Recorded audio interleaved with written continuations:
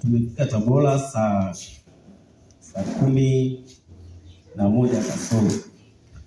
Tukapumzika pale mpaka saa 3 asubuhi. Tukawa tunasubiri magari ya kwenda ambako tulikuwa tunaelekea Elia. Basi saa 3 hiyo ilipofika, mwenzetu kaenda stendi, akaingia kwenye gari ambalo linaelekea kwenda huko, tukaachana hapo, sisi tukaelekea Mwanza. Tumefika Mwanza jioni ya hiyo siku ya Jumatano. Tumefika uwanja wa Furahisha, tumekaa hapo Alhamisi hiyo, Ijumaa mpaka Jumamosi usiku kama saa 3 ndio tukaondoka hapo kuelekea kwa mtumishi na Lendeja, ambapo kwa mara ya kwanza alikuwa anampigia simu baba, alikuwa hapokei. Kama mlivyoambiwa mwanzoni, connection ilitoka huko. Mtu wa huko alikuwa anapokea simu, lakini kwa baba alikuwa hapokei simu. Kwa hiyo tulikaa hapo uwanja wa Furahisha siku hizo zote. Kwa hiyo alipopokea simu, baadaye akatupigia, akaambia mje sehemu fulani inaitwa Busweru, tukaenda. Tulipofika pale, alitukaribisha vizuri, Mungu amembariki. Ana nyumba yake nzuri. Mungu amembariki kwa kweli. Amina. Amen. Akatupitisha katika maandiko, akatufundisha kwa kweli. Mmoja wapo ambalo alitufundisha, ambalo nilijifunza, kwa maana Yesu akikutokea, maana yake inakuwa ni uhalisia. Yaani akikutokea, anapokueleza kwamba andiko hili linamaanisha hivi, maana yake linakuwa kwa upana wake. Akawa anasema Yesu alimwambia watu huwa wanaomba, wanafikiri huwa nakuja, lakini nikija nakuta kwenye mioyo yao mimi sipo, labda aidha maana yake nimemweka mtu, yani nimeweka kitu ambacho sio Yesu. Kwa hiyo anashindwa kukutendea. Vitu vingi alitupitisha kwenye maandiko mengi, atufundisha. Unaona? Yaani mimi mwenyewe mpaka najiuliza muda mwingine, huyu mtu nilianza kumfuatilia toka mwaka 2022 kwenye mtandao. Sasa imekuwaje mimi nije huku? Yaani mimi siko kwenye level yake. Amina. Yaani ni mtu wa hali ya juu. Nilikuwa namfuatilia kwenye mtandao toka mwaka 2022. Sasa mimi nimekuja kufanya nini? Amina. Kana nasema Mungu, unajua wewe uliyenileta. Basi tumelala hapo, asubuhi tumeamka, tumeelekea kanisani, tumefika ibadani. Wakati wa kutambulisha akaenda akatolea maelezo yeye, ndio tukajitambulisha. Amina. Baadaye tumeendelea, baba akapewa nafasi pale kanisani kuombea matoleo na zaka. Wakati anaomba, ile sauti iliyotoka pale sio sauti ya kawaida. Ilikuwa ni sauti ya kipekee, sauti kubwa. Yaani mimi mwenyewe nilijikuta peke yangu nalia. Ni sauti ya watu wote waliokuwa pale, tofauti kabisa. Yaani ilikuwa ni sauti kubwa. Yaani ya tofauti kabisa. Hata angelifika mtu ambaye si mwenyeji wa pale, angefika wakati anaomba, pengine angejua labda huyu ndio mchungaji wa pale. Yaani ilikuwa ni sauti kubwa, yaani ni kubwa iliyobeba kitu. Yaani sawa na mtu uongee, ukuta hizo bati zinatikisika. Amina. Ndio niliona hivyo. Tumerudi nyumbani. Tumelala Jumapili.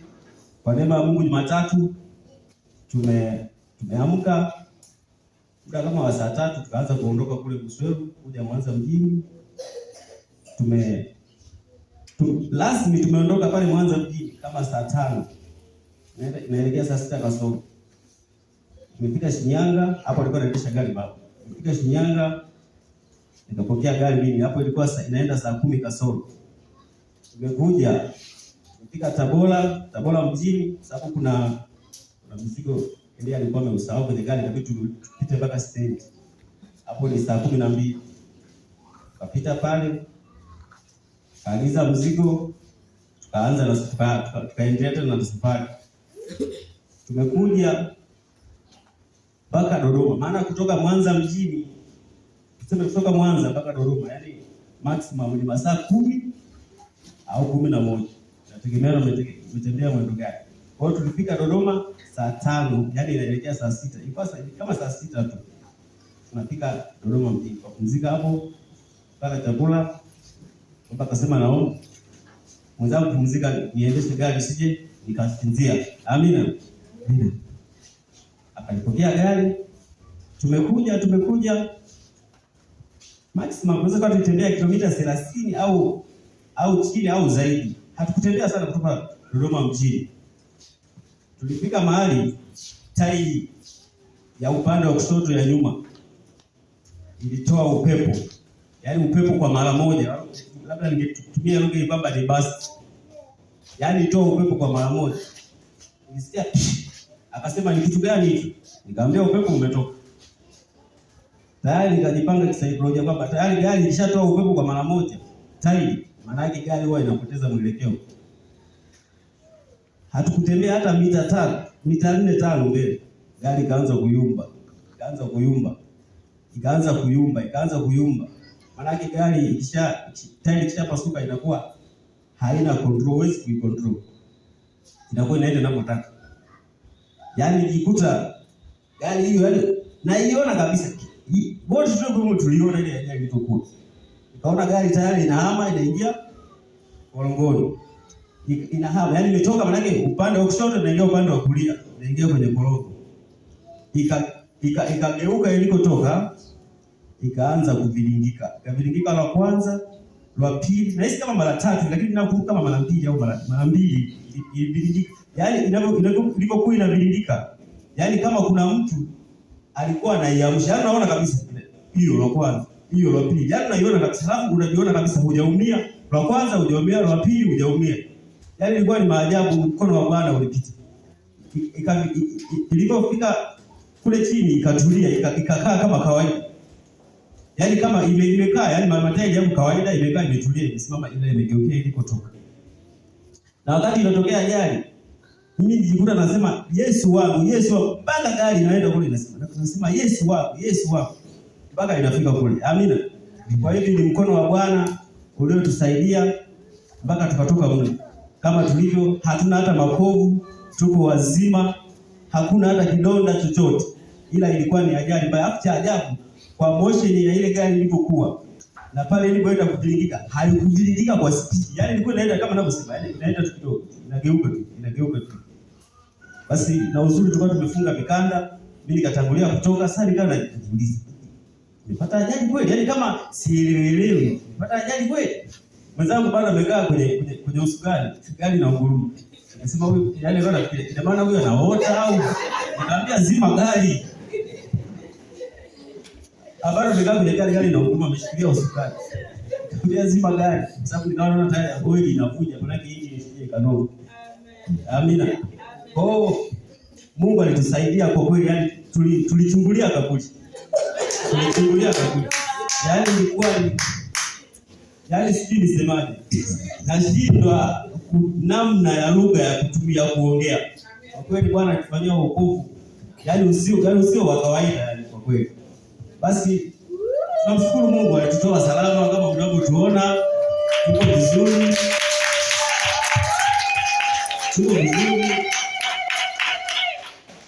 Basi tukatoa vitu. Tukasimamisha gari la kwanza, hata mengine ili tupate usafiri wa kuja huko. Gari lingine wakasimama, wakasema sisi tumejaa. Kaja lingine bahati nzuri wakasimama. Nikasoma pale mlangoni anwani yake inasoma elimu. Na tulipokuwa tunasimamisha, tumekaa upande mwingine huku, tunasimamisha kwa msisitizo. Alafu mimi nawaonyesha kule korongoni gari iliko. Maana hili ndio zote ni majambazi. Walipoona tu wakasimama.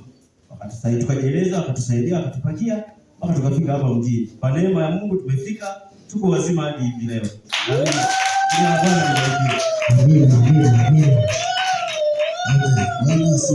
Amina. Kuna mtu ulikuwa unaona kitu cha tofauti hapa kanisani? Tukusikie. Kabla mimi sijashuhudia, sijamaliza ushuhuda. Kuna mtu uliona kama mauti kitu cha hapa kanisani hapa? Kuna mtu uliona? Kama uko na mwingine tunataka uliona nini? Bwana Yesu asifiwe. Amen. Ilikuwa ni siku ya Jumatatu. Ninayeongea naye alikuwa ni driver. Akasema panda twende. Kweli wakanishika mkono nikawa nimeingia. Mle ndani niliona jeneza la mtoto. Wakati tunatoka Hatukufika hata hapo getini, hatukuvuka. Hilo geti hatukuvuka. Nikauliza swali. Nikasema, mnasema tunaenda msibani. Mbona mchungaji wangu simuoni? Yule dereva kanijibu akasimamisha lile gari, akasema mchungaji wako yupo kwenye kibano. Na huko ndani alikoweka kwenye kibano hatujui atatoka saa ngapi. Wewe twende. Kwa kweli ile hali ikaamka. Nilipoamka ni kama mtu anasema hujaelewa, lala tena. Nikaletewa ile picha tena kwa mara ya pili. Nikawa nasema hii maana yake nini? Nikasema hapana, yaani nikawa nakataa kabisa kwamba hapana, hicho kitu hakiwezi kutokea. Mara ya tatu tena nikalala, yaani ni kama mtu anakuambia lala tena usingizi ukaja. Ninaletewa picha ile mara tatu. Nilipoamka nilitetemeka, niliogopa sana. Na namshukuru Mungu nilipofika Jumanne hapa naona baba na safari. Mchungaji akawa amesimama madhabahuni, akawa yaani sasa lile lilikuwa kwangu kama ni swali. Jibu nilikuja kupata baada ya mchungaji kusimama madhabahuni na kuanza kuhubiri. Lile somo likaunganishwa na ile ndoto yangu, ndipo nilipojua kwamba kuna roho inayotembea ya mauti hapa kanisani. Amina. Kuna mwingine? Haya, karibu. Uliona nini? Bwana Yesu asifiwe. Amina. Mimi nilikuwa Jumatatu. Niamka saa 5, nikaomba, nikaenda kulala. Saa 8 nikaona nimeona. Sasa nilipolala nimelala hivi. Nilipogeuka na kashangaa nimegeuka nimeangalia hivi. Nilipoangalia juu nikaona sauti inaniambia. Niliwaambia kusema kwamba chochote kitakachotokea kanisani nitawaambia. Nikaona kuna msiba. Sasa rohoni najiuliza, msiba gani? Unajiuliza maswali, siwaambia kusema kwamba mimi taarifa nitawapa kabla jambo lingefanya nini? Halijatokea. Nilihangaika sana. Nilihangaika ile saa 8 usiku, nahangaika, naingia huko natoka, naingia huko natoka, naingia na huko natoka. Siku basi nikaamua sema, sasa itakuwaje? Nikasema itakuwaje? Nikaondoka asubuhi nikaenda kwa mama Angel yule pale. Nikamwambia mama Angel, kanisani kunataka kutokea msiba. Sikia msiba bwana. Nikaondoka nikaenda kwa mama Joshua ameenda mjini. Nikasema Mungu, sasa itakuwaje? Nitakuwa leo niwahi kanisani mama, niende nikamwambia. Nikaondoka hapo, yaani ninapoondoka muda saa ngapi tunapokuja kukutana na mama. Nikasema mama, mimi nimeona hivi. Naomba tufanyaje? Wewe uingie rohoni ujiulize Bwana vizuri. Yaani kama siamini kilichonikuta. Basi nikafika nikaeleza. Lakini muda wakati naamka kuna kucha, nikaamka mtoto, wewe unaona nini? Akaniambia mama, nimeona kanisani kuna msiba, geneza kubwa liko hapa. Kuna watu nguo iliyoivaa wamepiga magoti wanaangalia madhabahuni. Nikasema Mungu, inaonekana inakuwa kweli. Twende tukatendaje kanisani? Yaani siku ya Jumatatu nakuja kanisani kuomba usiku. Basi nikapata kizunguzungu pale nimekaa. Nilipopata kizunguzungu nikainuka, nilikaa ninyosha miguu hivi naangalia huko. Nikageuka, nikalala chini, nikapiga kifudifudi. Nilipopiga kifudifudi ile hali ikapotea. Nikajua Mungu yupo atafanya kazi yake. Amina.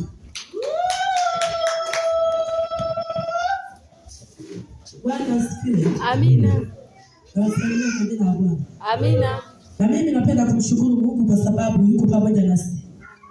Kitu ambacho naweza kushuhudia katika hiyo wiki ambalo waliondokea wao, sasa lile la kwanza yake, nilianza kuona maono, yaani naona kama kuna jambo linaenda kutokea, yaani kwa kufa kwa mchungaji.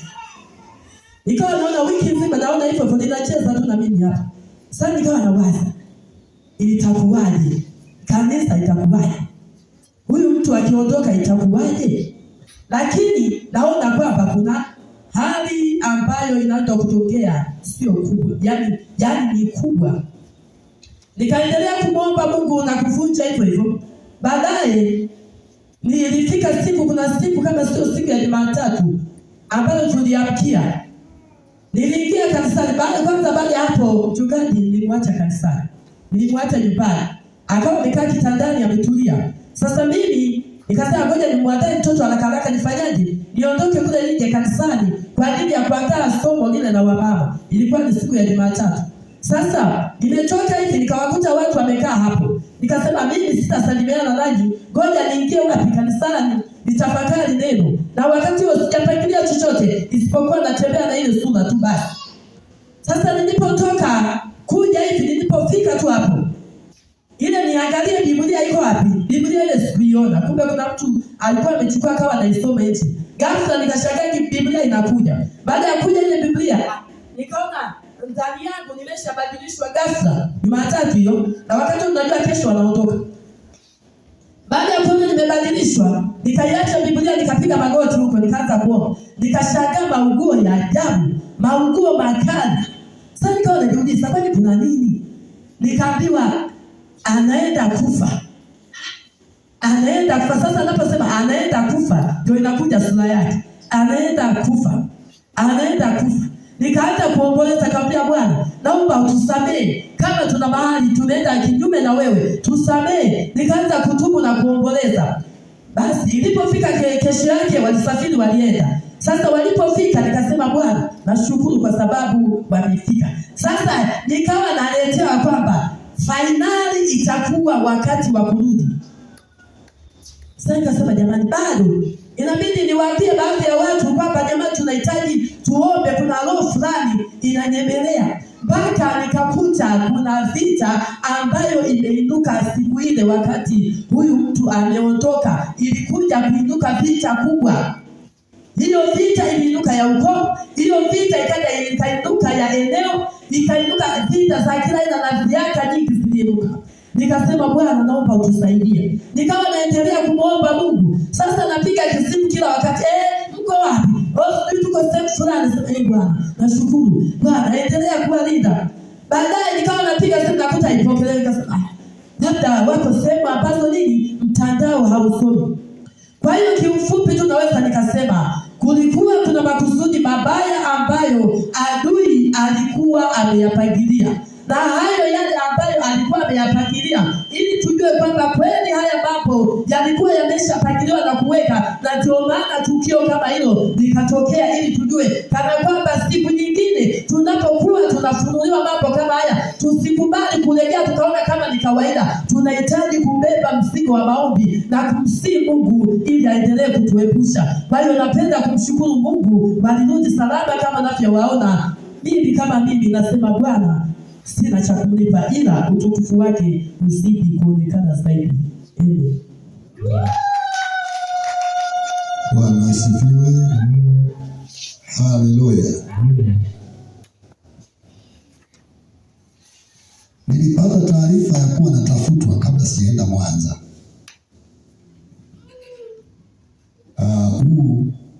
Ushuhuda huu nilikuwa nasikia msukumo mkubwa sana wa kwenda Mwanza.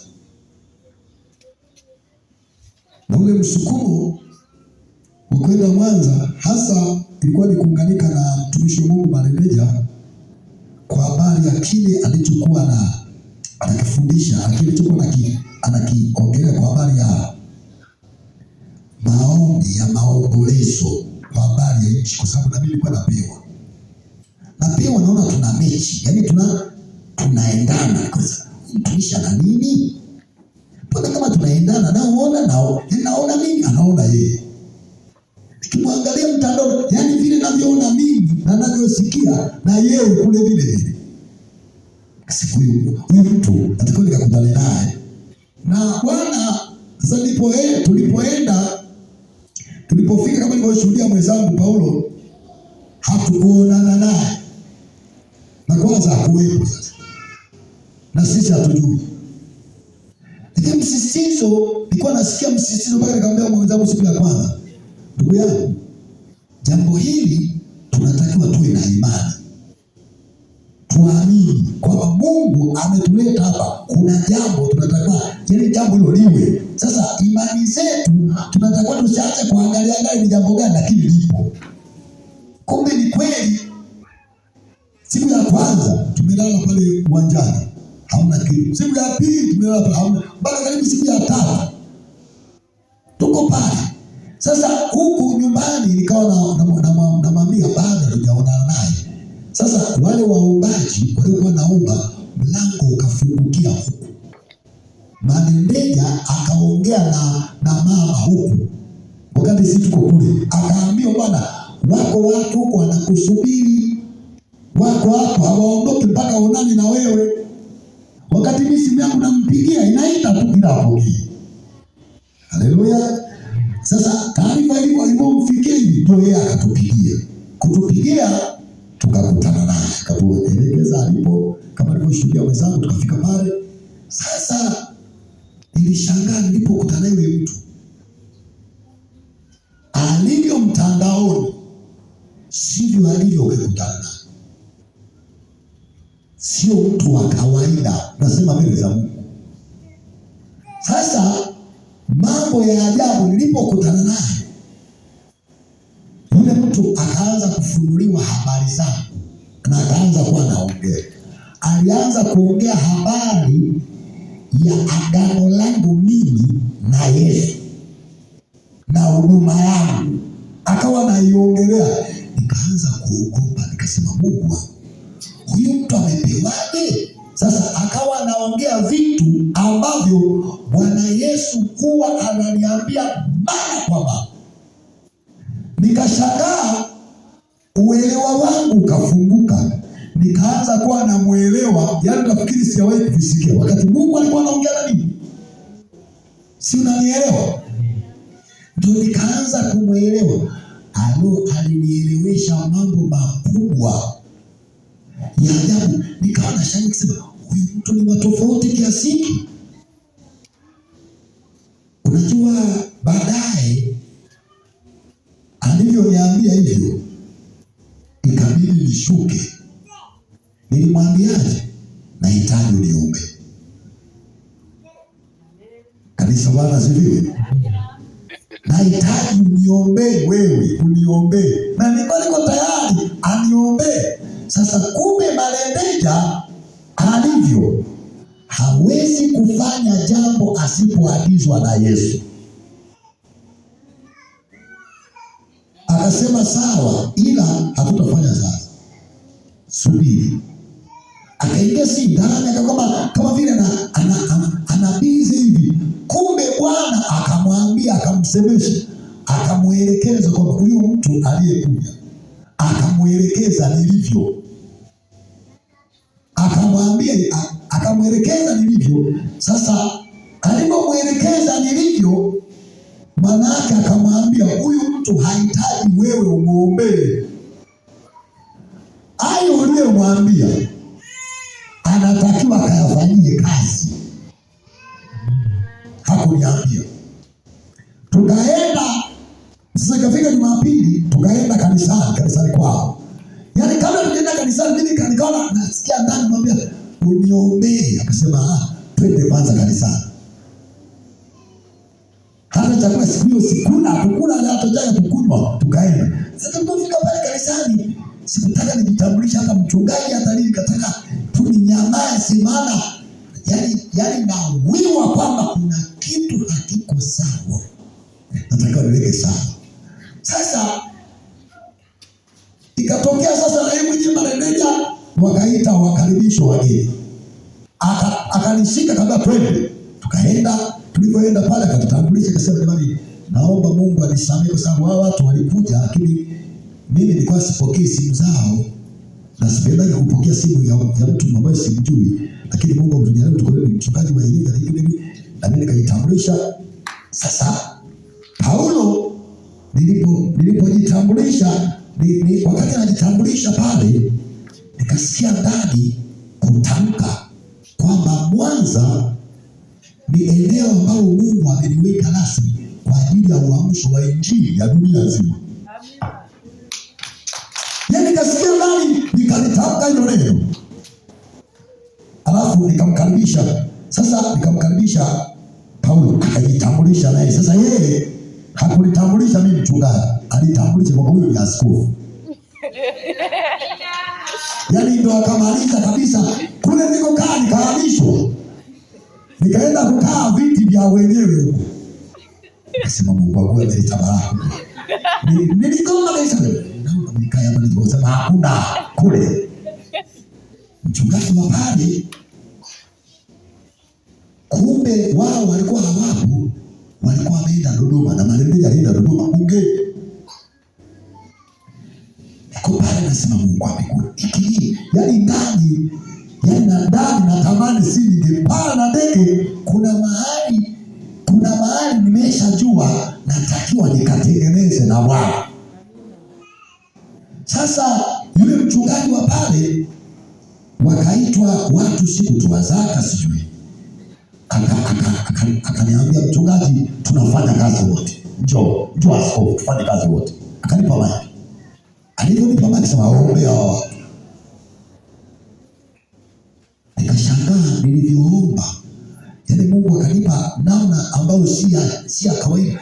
Yani niliyotamka mpaka nakuja kukaa, nilisikia neno hili kwamba nilisema, mkiitwa barazani msifikiri mtakaoongea. Roho wa Mungu atawapa kinywa cha kunena. Sasa kumbe nilipoomba pale, yani ndio nimejichochea. Malendeja kule akapewa tafasiri ya nilivyo. Kwa nini Yesu alimkataza asiniombee?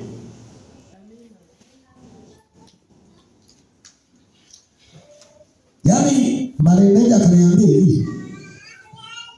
akaniambia tuliporudi ndio sasa akanifungukia. Tukakaa, akaniambia ulisema tuombe, sitakuombea. Akanieleza sasa, akanifungukia sasa yale ya ndani na Bwana nini alichokuwa anamwambia, na mimi nikamwambia kwa sehemu nilivyo, na kuna mambo Mungu anayenielekeza nchi na yeye amepewa. Nikashangaa, kuna mengine akaniambia ni wiki ya pili. Jambo la ajabu, nikashangaa naongea kwa habari ya Daudi. Nilipomwambia akasema na mimi nimeona ni Daudi. Amina. Akasema mimi na wiki ya pili tangu nimemuona kuwa ni Daudi. Nikasema mbona nayoona mimi wewe unaona? Kwani wewe ni nani na mimi ni nani? Ndio yeye akanielekeza. Akaniambia mchungaji, usichokijua wewe na kujulisha sasa. Ndio akanifungukia. Akaniambia hivi, Bwana kukutana mimi na wewe, Bwana ameniambia hapa kuna Yohana na Bwana Yesu mwenyewe walipokutana kwenye ubatizano. Nikamuuliza umesemaje? Akasema hivi, kwa nini nimekataa nisikuombee wewe? Akaniambia sasa, mimi marendeja ni Yohana, wewe ni Bwana Yesu. Amina.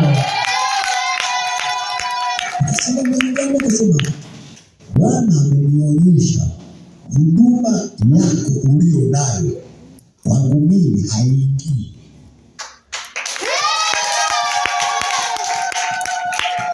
Nikamuuliza unasemaje? Akaniambia hivi, mchungaji, huduma yako Mungu alionionyesha ulio nayo, mimi huduma yangu ni ndogo sana, haiwezi kuingia kwa huduma yangu. Sasa akaniambia, akanifungukia sasa, kwa nini umeletwa Mwanza? Ndio akaniambia nimeletwa Mwanza ili nipate kuyasikia yale aliyopewa marendeja, yaani mdogo amwambie mkubwa. Amina. Ndio nikaelewa, nikasema, yaani hapo nikatamani kuondoka kwa sababu amenifungukia, amenieleza tatizo langu. Umekuja Mwanza kufanya nini? Umeletwa Mwanza kusikia haya ambayo Mungu ameweka kwa mdogo kwa ajili ya mkubwa. Unajua, nikwambie kitu, katika ulimwengu tunaoishi, nataka nikushuhudie mtoto wa Mungu, hakuna jambo la ajabu na la kutisha kwenye dunia hii kama mdogo kumwambia mkubwa na mkubwa akakubali la mdogo. Yaani nataka nikwambie mtoto wa Mungu, yalikuwa ni mambo ya ajabu, na akaniambia, mtumishi, haya mambo uliyosikia kwangu niliyopewa na Bwana kukwambia wewe, kuna mambo yatakutokea huko na kwe. Ina maana alitabiri ile ajabu. Sasa mambo ya ajabu aliyoniambia, nikajiona napotakiwa kuwa, nikajiona namna hiyo. Nikamwambia basi tuondoka kesho. Basi tukamshukuru Mungu pale kwa namna ambayo sio ajabu. Mungu akanipa andiko tu la kitabu cha Zaburi, akisema mwambie asome. Nikamwambia soma hilo andiko. Akasoma. Aliposoma nikamwambia unaona ameniambia neno ni la kwako. Akamshukuru sana Mungu. Ni mtu mmoja mnyenyekevu, na Mungu amemwinua kwa kiwango ambacho si cha kawaida. Bwana asifiwe. Sasa nishuhudie kwenye nimalizia ajali. Tumeendesha gari kweli, mwenzangu amenipokea, amefika Dodoma. Tulipofika Dodoma, nikasema niliendesha sana. Yeye akaona sikia nguvu. Yaani kama namuonea huruma kwamba ukiendesha sana gari unachoka. Akupokea mwingine kwa sababu tunataka kufika huku siku inayofuata na alfajiri. Tumefika Dodoma, pale panaitwa Magorofani, kama wanapojua watu wa Dodoma. Tukafika pale usiku. Na nguruma tujaizima. Nilipompokea, nilipoingia kwenye gari, nimekaa kwenye gari sasa naiendesha. Ghafla nikaona gari imebadilika. Sio ile, yaani kama naendesha kitu kingine. Utulivu haina. Najiuliza hii gari na nini?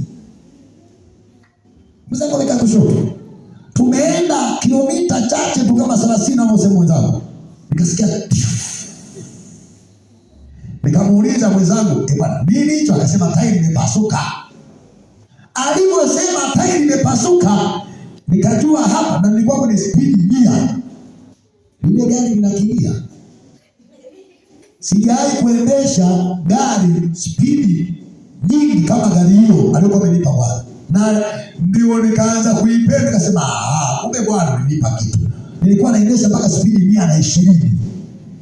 Lile gari ukiendesha mwendo mdogo hutalipenda. Ukiendesha mwendo mkubwa ndio utalipenda. Ninatulia.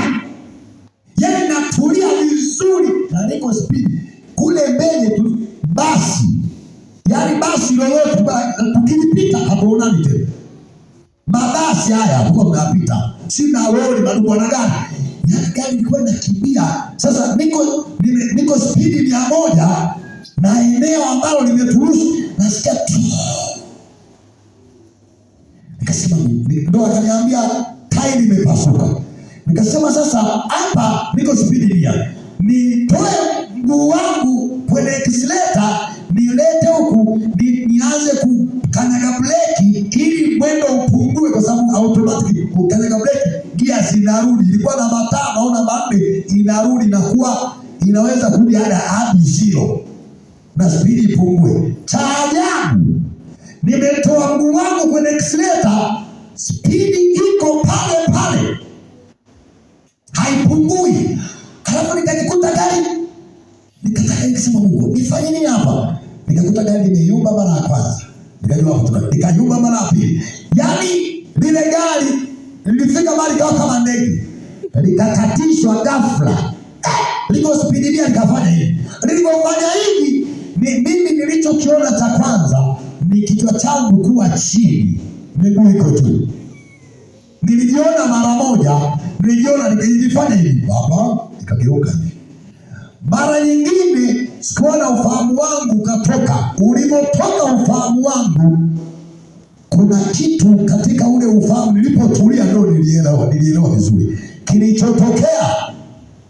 Ni kwamba ile gari ilingika. Ina maana kilichotokea kwamba nikajikuta gari ghafla imebiringika imeenda huko kwenye bonde, halafu imegeukia kule, imekaa vile vile kama yaani imesimama tu tuko vizuri, mwenzangu amekaa pale, mimi niko hapa garini. Wimbo naenda kuimba, gari inaunguma. Yaani akili zote zimehama. Nikamuuliza mwenzangu, umeumia? Akasema hamna. Yaani kama hakuna kilichotokea. Sasa mimi akili zimehama, mwenzangu akasema zima gari. Nikasema mwenzangu anatoka nje, lazima fungua mlango, mpigwa vioo, hamna akili. Nikafikiri mtu tumepata ajali. Yaani akili zote, ina maana watu wanakufaga hivi. Ina maana kweli nilikuwa shakuwa pale. Mimi nishakufa. Sasa sikiliza. Nikasema bwana, ufahamu wangu kasema tafuta gari, mpate gari, urudi uende ukatengeneze.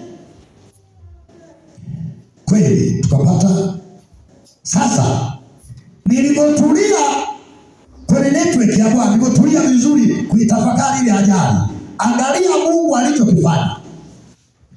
Kumbe ile ajali sisi tulikuwa tumetegewa. Pale lilipopasuka tairi, halikupasuka, lilipasuliwa. Kuna viumbe vilitoka kuzimu, vilikuwa vimetutegea pale, hatukuwa tunajua. Kwa hiyo kilifanya kazi ya kwanza, kilipasua tairi. Vile viumbe walipasua tairi, wakapiga kwenye mlango wangu, alafu wakawa wananitafuta waniangamize mimi, maana yake hivi. Sasa sikiliza Mungu alichofanya. Ndio nilimuona Mungu sio Mungu wa kawaida. Yaani pale Yesu ndio nilimuona kwa namna ambazo kilitokea kiumbe ambacho sijawahi kukiona kwenye maisha yangu. Ona kazi kiliyofanya. Kile kiumbe kilikuja kikubwa, mapepo yaliyokuja kuliangusha gari na kuliangamiza vilikuwa kama sisimizi kwa hicho kiumbe. Na kimetoka mbinguni, kimetuma na Yesu. Ni malaika, bonge la malaika. Kagari ketu, ona alichofanya yule malaika. Kagari ketu kaliishia kwenye mikono yake, alikadaka kale kagari. Yaani ile ngingiri kinapiga ngingiri, kafika kwenye mikono ya malaika, akakadaka, alafu akakashusha tatu. Sisi hapo ufahamu hatuna. Yaani anafanya kazi kwenye speed. Yaani ile sekunde haijaisha, ameshafanya kazi. Mapepo walipokiona kile kiumbe hawakupigana nacho. Walipokiona walikimbia, na walikuwa wameshanifikia. Ona mambo ya ajabu. Walitokea kioo cha nyuma hakipo, kilipasuka. Yule malaika akashusha gari chini vizuri, likatulia mahali ambapo yani haliwezi kutulia. Yeye alipoliweka lilitulia, lilikaa pale pale, alafu akaondoka zake. Nilikuja kupata ufahamu baadaye kwamba hayo ndio Mungu aliyoyatenda, aliyonitendea. Yani nikasema, Mungu, kwa nini umenitendea mambo haya ya ajabu? Umekusudia nini? Namshukuru Mungu. Nilipofika hapa nilimshukuru. Sasa nikaenda kule ambako Mungu alikuwa amenikusudia nikaongee naye. Bwana Yesu asifiwe. Kule ndio akaniambia sababu kubwa ya hata kuniokoa kwenye ile ajali. Yako mambo ambayo tunatakiwa tuelezane kwenye ushuhuda. Muda utakuwa utoshi, kwa sababu tutasimama kwenye neno pia nitakwambia. Lakini nataka nikwambie kitu, mtoto wa Mungu. Mungu wetu ni Mungu mkuu sana. Usiku wa kuamkia leo, ile ajali ameirudisha tena, amenionyesha kwa namna nyingine usiku wa kuamkia leo. Na ndipo aliponipa hata lile neno ambalo utalisikia. Kumbe kwenye ile ajali, yani mimi na mwenzangu hatukupona. Kwenye ile ajali mimi na Paulo hatukupona. waliokuwa wanaona mauti, ndio maana nimewaita waje washuhudie, mwasikie. Waliokuwa wanaona mauti na nini, ile ajali, mimi na Paulo hatukupona. Nimeonyeshwa leo vizuri kuamkia leo, ile ajali kilichotokea, yule malaika aliyetoka mbinguni ndio aliyekuja kutubadilisha, tukajiona yani kwamba tulipokuwa tumefumba macho, kumbe tulikuwa tumeshakufa. Nimeona leo. Sasa yani alipokuja yeye, manake alikuja na agizo, kwanza warudishie uzima wao, alafu pili litulize na gari. Nimejiona leo, nikasema Mungu wangu, kumbe tulikuwa tumekufa. Yani ina maana wale viumbe wa kutoka kuzimu pale walishamaliza kazi yao. Aliyekuja kuwaharibia kazi yao ni malaika kutoka mbinguni, akatutoa mautini, akatuleta uzimani tena.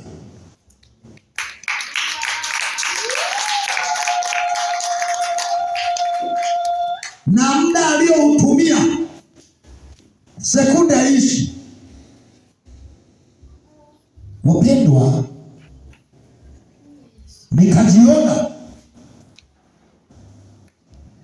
huduma na mambo yote yani kama ndio ukurasa unaanza upya. Kanisa, Bwana asifiwe. Nina mzigo hapa nilipo, huko alikokuwa amenipeleka Bwana, alikokuwa nimeenda akanijalia kurudi. Huo mzigo ni wa muhimu sana tupate kuelekezana, kwa sababu kuna mambo mapya na ni ya muhimu. Ameanza kuongea na sisi Ijumaa, na leo Mungu atanipa kusema na wewe, lakini kwa matendo aliyotendea.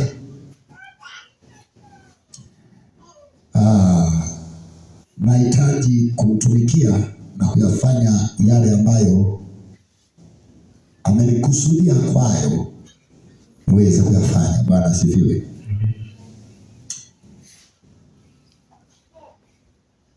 Tusimame tuimbe wimbo huu. Umetenda mema Bwana Yesu, ndio maana leo ninakushukuru. Umetenda mema Bwana Yesu, ndio maana leo ninakushukuru.